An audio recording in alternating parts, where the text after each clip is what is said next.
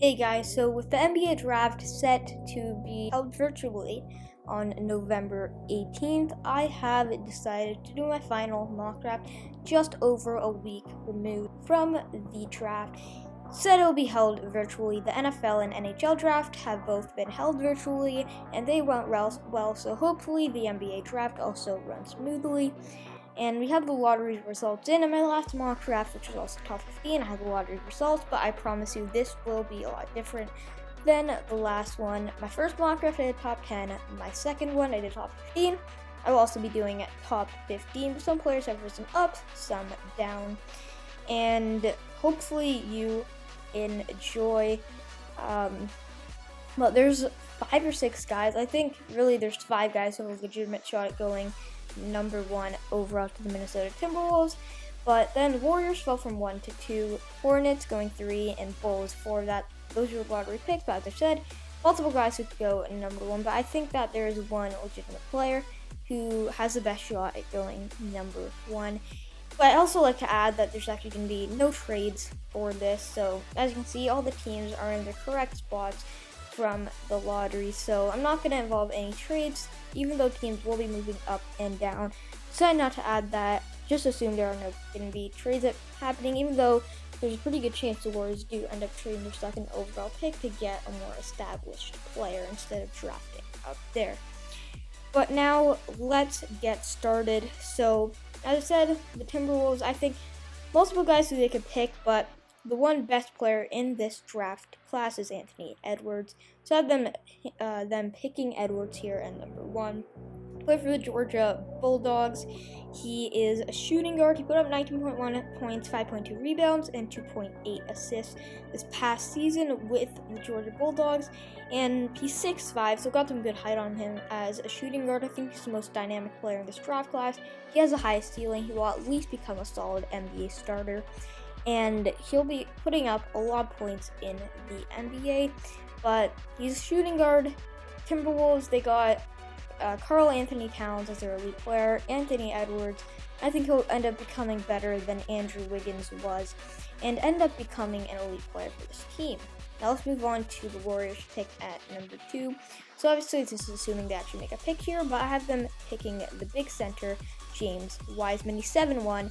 He played only 3 games with Memphis before training for the draft, but he looked good in those 3 college games. And Warriors in the center, obviously they got Steph and Clay. At the guard positions, they got Andrew Wiggins at small forward, so their team overall is not looking too bad. And honestly, I think the Warriors will take a flyer here on Wiseman. Obviously, a more risky pick, but they can't go wrong with him, as I think overall he'll end up becoming a solid player for the Golden State Warriors.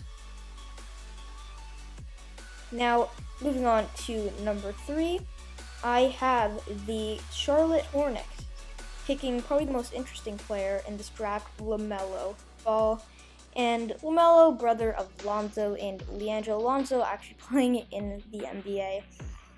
But he was drafted second overall by the Lakers. Hasn't turned out exactly like we thought he would be. He's playing right now with the Pelicans.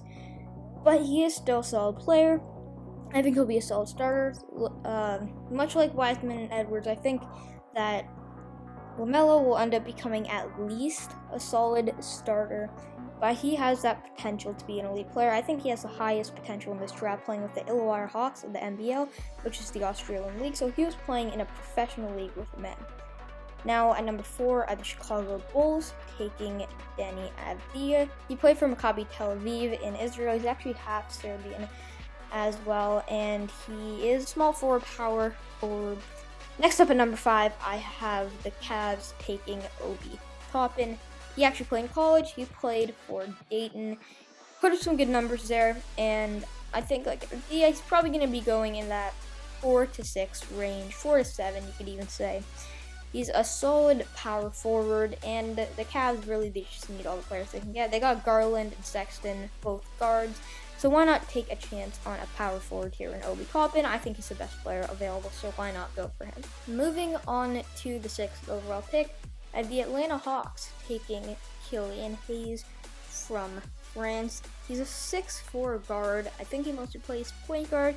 He also plays shooting guard, though, and I actually had Onyeka Okongwu going 4th overall to the Bulls in my last mock draft, but I have him going a bit lower here. I don't think the Hawks will take him. I think they're going to go with Hayes, as they already got Clint Capella at center. They got Trae Young at guard, so I think they're going to bring in another guard here in Killian Hayes. He's not going to be as good as Trae Young. I think he can still be a solid starter. I see him going in the 5 to 9 range. I've seen some people have him go in the top 3. But I don't think he'll be elite. I think he'll still be a solid starting guard for the Hawks. And really, there's, I think, a few guys who they could take here. This is not really something of the best player available, as a lot of the players that they could take here are very similar in skill level. But Killian Hayes, he played in France, so it's a bit harder to tell. He played against older players in a lot different league than colleges, but I think he's a great player. He has a lot of upside. Now, moving on to number 7 are the Detroit Pistons, taking Isaac Okoro. He played for the Auburn Tigers in the NCAA. He's a 6'6" forward. I think he plays small forward and power forward. And obviously a little bit smaller, 6'6", but still he's a great player.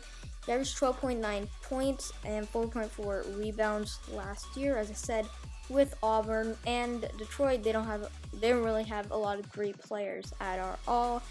Bringing in Okoro, a guy who I think again could be a solid starter. He's not going to be great, but he is going to be, I think, a starter for Detroit, which is the best they can get right now. And moving on to the next pick at number 8, they're going to take Onyeka Okongwu. Now, obviously, the Knicks, they originally had the sixth last in the league. They moved down to 8th. I think they get a great player here in Okongwu, though. He's a center. He also plays power forward. He averaged 16.2 points a game with USC. I believe he played for them. He also had 8.6 rebounds. He's a pretty big player. I think he's 6'11" or something.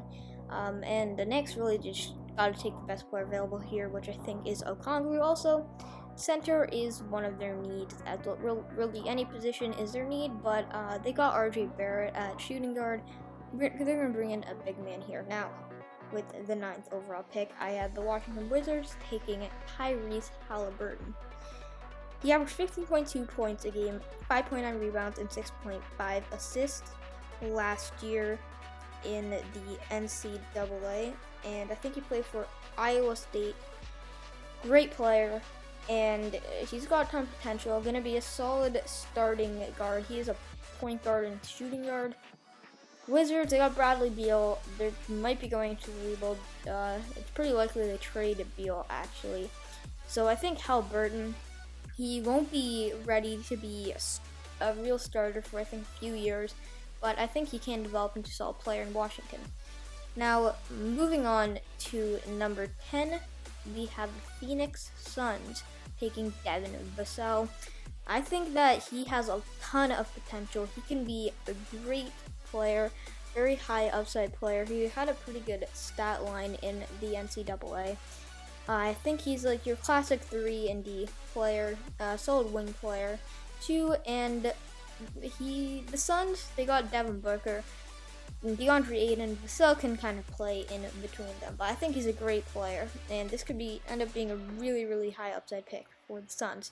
Now, at number 11, I have the San Antonio Spurs taking Patrick Williams. Another guy, I believe he's more of a wing player.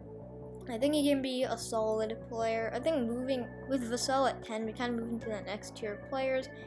After Halliburton, we got Vassell and Williams, 2 players. I think they're pretty similar skill level. Both have the potential to be starters in the NBA. Now, at number 12, I have the Sacramento Kings taking Aaron Nesmith. I think he's a pretty solid player. I believe Patrick Williams, is a power forward. And San Antonio, they got Aldridge, but bringing Williams gonna be their starter in a few years. And Nesmith, I think he's a small forward. Kings, they're not a good team. They got Marvin Bagley, though. He's a shooting guard. But I think Nesmith probably could be a fringe starter. Not going to be great, but I think he'd still be a decent player. At 13, I have the Pelicans taking Kira Lewis Jr. He wasn't in my top 15 in my last mock draft, but he gets in here with the Pelicans, one of the best young teams in the league. I think they're going to be really good. Just missing the playoffs last year. I think they have a solid shot making the playoffs next year with a full season of healthy Zion. Also, Lonzo, he could maybe have a breakout year. They got Brandon Ingram, who I think won Most Improved Player of the Year last year. Can't remember, it's him or Bam. I think it was Brandon Ingram though, but he had a great year coming over in that Anthony Davis trade. But now let's move on to number 14, in which I have the Boston Celtics taking Precious Achiuwa. I think that's how you pronounce it. Boston, they're taking the best player available here. Not really any great needs. They always seem to have a pick in the top 15, and they do again this year. And I think he's a solid player. Boston making conference finals. They're gonna make a run for the finals next year, that's for sure. And Achiuwa can come after the bench. Hopefully he's not as bad. For them, he is not as bad as Marcus, what's his name? Langford, who they drafted 15th overall last year.